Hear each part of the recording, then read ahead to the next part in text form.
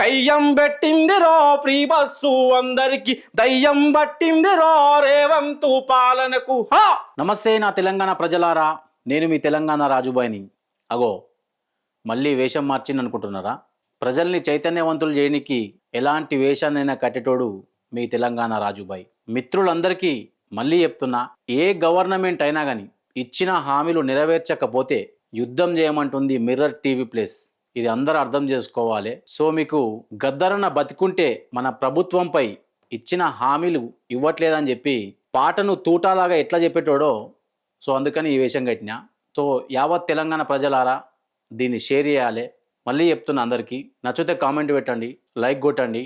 అయ్యా కాంగ్రెస్ ప్రభుత్వమా, ఓ నా అయ్యలారా, రెక్కలాడితే గాని డొక్కలాడని పేదల బతుకులు రూపాయి రూపాయి సంపాదించుకొని కట్టుకున్న ఇళ్లను కూల్చే హక్కు ఎవరిచ్చారు? 30 గజాలు 40 గజాలున్న ఇళ్లను ఎందుకు కూలుస్తున్నారు?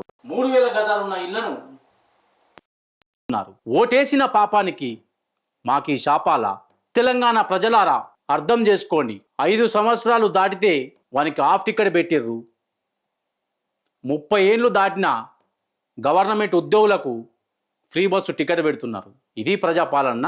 కయ్యం పెట్టిందిరో ఫ్రీ బస్సు అందరికి దయ్యం పట్టిందిరో రేవంతు పాలనకు. కయ్యం పెట్టిందిరో ఫ్రీ బస్సు అందరికి దయ్యం పెట్టిందిరో రేవంతు పాలనకు. నువ్వు ఫ్రీ బస్సు పెట్టినాక ఎప్పుడు ఎక్కని బస్సును మా అక్కలంతా ఎక్కవట్టే.